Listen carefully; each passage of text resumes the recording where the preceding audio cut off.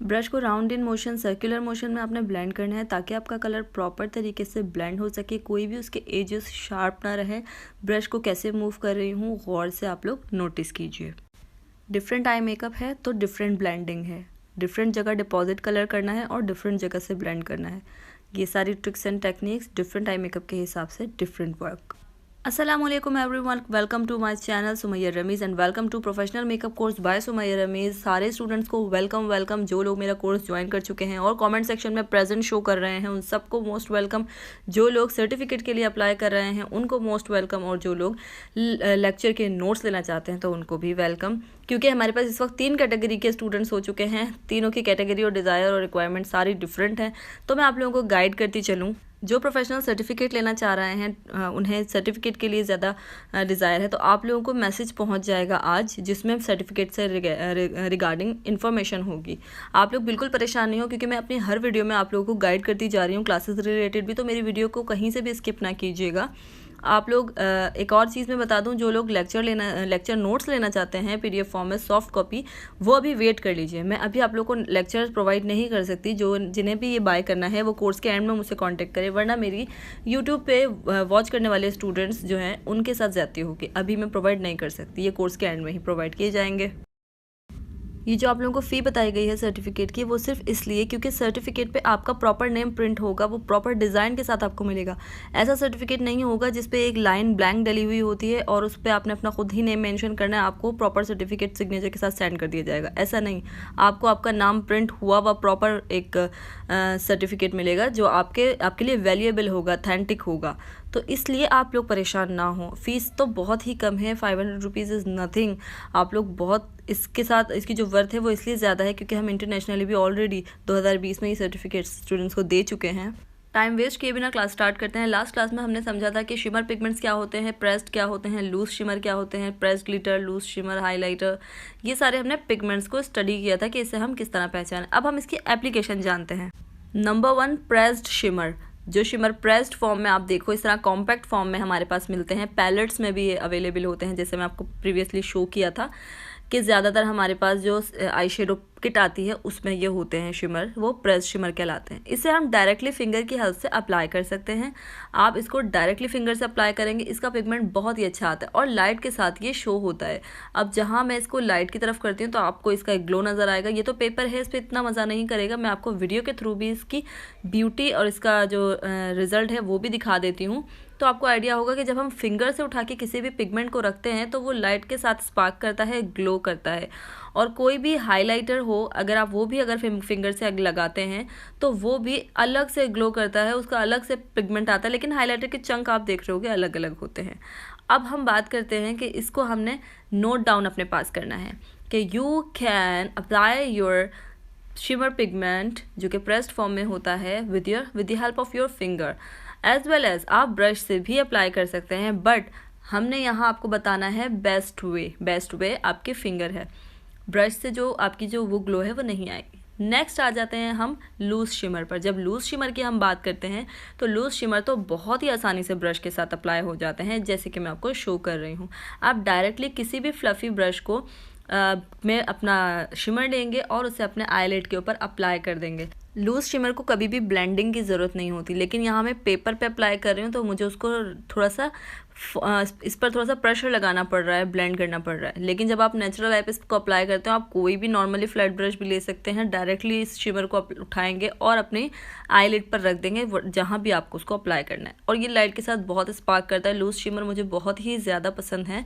अपने पास आप नोट भी कर लीजिए कि these loose shimmer will be apply with the help of any brush. अगर आपकी प्रैक्टिस अच्छी है तो आप इसे ब्रश फिंगर से भी अप्लाई कर सकते हैं, लेकिन फिंगर से अक्सर मैस हो जाता है तो और ज़्यादातर ये हेलवाइज पे अप्लाई होता है, कट क्रीज पे अप्लाई होता है, तो उसकी डिफाइनिंग के लिए, उसकी फिनिशिंग के लिए आपको ब्रश की ज़रूरत पड़ती है, और यही एक प्रोफेशनल वे है जो मैं आपको बता रही हूँ। और इस चीज़ को अपने पास आप लोग नोट डाउन भी कर लीजिए और इसकी प्रैक्टिस भी करें। नेक्स्ट अब हम आ जाते हैं इंटरफेरेंस पे। इंटरफेरेंस एक ऐसा प्रोडक्ट है जो कि बहुत ज़्यादा लोग नहीं जानते, लेकिन जो प्रोफेशनल्स हैं, जो सैलून रन कर रहे हैं, वो लोग इसे अच्छी तरह से जानते हैं। ये एक ऐसा शिमर है जो कि आप with the help of finger भी अप्लाई कर सकते हैं, किसी ब्रश की हेल्प से भी अप्लाई कर सकते हैं, लेकिन यहाँ पर हम बात करते हैं इसकी एक्चुअल एप्लीकेशन की। ये डिज़ाइन इसलिए किस तरह से किया गया और किस लिए किया गया है। सबसे पहले तो मैं आप लोगों को इसकी पॉइंट बता दूं कि wet your brush first and then you can apply this interference with the help of brush. आपको यहाँ पर वेट करना है अपना ब्रश किसी भी फिक्सिंग स्प्रे की हेल्प से, otherwise you also can use water. Means आपको अपना ब्रश लेना है, कोई भी फ्लैट ब्रश आपको लेना होगा यहाँ पर, और आपने उसके ऊपर करना है fixing spray. The second step is also कि आप डायरेक्टली किसी नॉर्मल जगह पर भी फिक्सिंग स्प्रे कर सकते हैं या पानी का ड्रॉप ले सकते हैं, उस पर ब्रश लगाएं और फिर आपने इंटरफेरेंस को इस तरह से लेना है। ये बहुत ही मेटालिक लुक देता है। इस तरह से आपने अपना प्रोडक्ट लेना है, ये आपको दिख रहा होगा ब्रश पर भी, और देन अपने लिड पर अप्लाई कर लेना है। अच्छा, ये interference actually bro bone highlight करने के लिए ही डिज़ाइन किया गया है। ज़्यादातर जो प्रोफेशनल्स हैं वो सबसे पहले ब्रो बोन को आईब्रो के नीचे ही सारा इंटरफेरेंस लगाते हैं, फिर ब्लेंडिंग स्टार्ट कर देते हैं। पेपर पे तो वो लुक नहीं आएगी, ऑब्वियसली एक चीज़ हमारी स्किन के लिए बनाई गई है तो वो वहाँ ही रिजल्ट देगी। इसके अलावा दूसरा कोई लूज शिमर या दूसरा कोई इस तरह का पिगमेंट भी आप फिक्सिंग स्प्रे की हेल्प से अप्लाई कर सकते हैं, तब वो भी आपको बहुत अच्छा सा रिजल्ट देगा। ये टेक्निक्स ज़्यादातर सैलून्स में अप्लाई की जाती है, इसलिए मैंने सोचा कि मैं आप लोगों को बताऊं। इसकी लुक देखो कितनी डिफरेंट आती है, एकदम मेटालिक लुक आती है। अब हम बात करते हैं लिक्विड आई शेडो की, लिक्विड शिमर की। लिक्विड शिमर ज़्यादातर हैंग फैंग के ज़्यादातर मेजॉरिटी ने जो है वो यूज़ किए होंगे, बहुत ही आसानी से मिल जाते हैं। अनस्ताजिया में भी ये मिल जाते हैं और ये अप्लाई करना भी बहुत आसान होता है। आप अपनी रिस्ट पर, पाम पर इसका थोड़ा सा पिंच ले लीजिए और उसके बाद इसका जो है ना उसी को आप एप्लीकेटर से लेकर भी लगा सकते हैं, डायरेक्टली भी लगा सकते हैं, इसके अपने ब्रश से भी अप्लाई कर सकते हैं।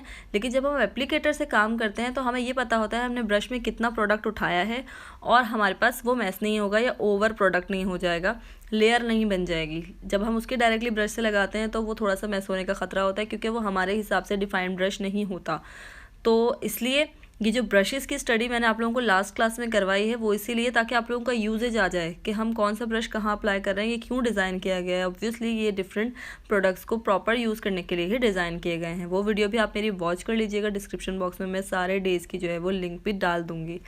ओके, तो अब आप लोग समझ गए हो कि हमने liquid eye shadow, liquid shimmer कैसे अप्लाई करना है। दूसरी चीज़, इसको लगाते ही आप अपनी आइज़ को थोड़ा सा स्ट्रेच ऊपर नीचे साइड्स पे कर लिया कीजिए ताकि बाद में ड्राई होने के बाद क्रीज ना बने। क्रीज बन गई तो ये पपड़ी बन के झड़ जाएगा। ओके, तो जैसे ही आप लोग इसे अप्लाई करते हैं 5 सेकंड बाद या 10 सेकंड बाद आई को खोल लें, नॉर्मल कर लें ताकि वो उस हिसाब से एडजस्ट हो जाए। ठीक है, अगर आप आई बंद रखेंगे और प्रॉपर ड्राई से करते जाएंगे तो फिर क्या होगा कि आपका जो वो ड्राई होने के बाद पपड़ी बन जाएगा, क्रीज बनेगी और वो झड़ जाएगा। अब हम बात करने वाले हैं प्रेस्ड ग्लिटर की, और प्रेस्ड ग्लिटर के बारे में नोट डाउन कर लीजिए कि प्रेस्ड ग्लिटर्स जो हैं वो directly you can easily apply with the help of your finger as well as with the help of brush. But brush से भी आप अप्लाई कर सकते हैं, ब्रश से भी आप इजीली अप्लाई कर सकते हैं। लेकिन जब ब्रश से आपको उसको अप्लाई करना है तो मेक श्योर कि आप उसको एक प्रॉपर लाइन में अप्लाई करें। लेकिन जब आप एक लिड को आप ग्लिटर दे रहे हैं, स्पार्क दे रहे हैं, जो कि एक डिफाइंड नज़र नहीं आए, एक रेगुलर से नज़र आए, तो उसके लिए तो आपने फिंगर ही लेनी है। और हम ज़्यादातर यही वाली लुक्स करते हैं। फिंगर में आपने इसको जस्ट उठाना है और डायरेक्टली अपनी लिड पर अप्लाई करना है इस तरह से। किसी एक जगह पे सारा प्रोडक्ट नहीं रखना, वो सारा मैस कर जाएगा। फिंगर से एप्लीकेशन बहुत आसान होती है और बहुत ही एक डिफाइन लुक आती है जब हम पूरी फिंगर पे या पूरी आईलिड पर इसको दे रहे हैं। अब हम बात करने जा रहे हैं ग्लिटर्स की। अभी हमने प्रेस्ड ग्लिटर को डिस्कस किया, हम फिंगर से अप्लाई कर रहे हैं। अब हम लूज़ ग्लिटर्स को डिस्कस कर रहे हैं जो कि सेपरेट होते हैं और लूज़ फॉर्म में, खुली फॉर्म में होते हैं। इसमें कोई जेल ग्लू मिक्स नहीं होता, हमें ही उसके अंदर एक जेल की ज़रूरत पड़ती है। तो वो जेल या कोई ग्लू हमें सबसे पहले लेनी है। मैं यहाँ पे लेती हूँ लैश ग्लू जो कि फेसिट की है, या फिर मैं स्वीट टच की भी लेती हूँ क्योंकि वो ट्रांसपेरेंट होती है। ठीक है जी, निकलती तो वाइट है लेकिन होती ट्रांसपेरेंट है। उससे हमने ज़रा सा लेना होता है पाम पे, लेकिन उसका अपने फिंगर से लेके थोड़ा सा अपने फिंगर को आपस में मिक्स करना होता है, देन आप अपनी आईलेट पे उसको रखते हैं। ठीक है, कहने का मकसद ये है कि बहुत ज़्यादा प्रोडक्ट डायरेक्ट आप आईलिड पे नहीं लगाइएगा, वो आपका आई शेड भी हटा देगा। दूसरा, आपकी स्किन पे जो है वो रिंकल्स से शो होने लग जाएंगे, आपस में चिपकने लगेगी। तो आपने सबसे पहले प्रोडक्ट को लेके आई फिंगर से सेट करना है, जैसे मैंने बताया। आप इसे नोट डाउन भी कर लीजिए कि you can use loose shimmer with the help of any glitter glue, means loose glitter की बात हो रही है। Otherwise you can use any glitter gel, whatever you have. Lash glue obviously हमारी वैनिटी में होती है, इसलिए मैं आप लोगों की आसानी के लिए इसलिए बता रही हूँ। आप लोगों को ज़रूरत नहीं है हर प्रोडक्ट, हर काम के लिए, सारे काम के लिए स्पेसिफिक प्रोडक्ट ही रखें। आप चाहें तो उसको जो है वो रिप्लेस भी कर सकते हैं किसी दूसरे प्रोडक्ट से।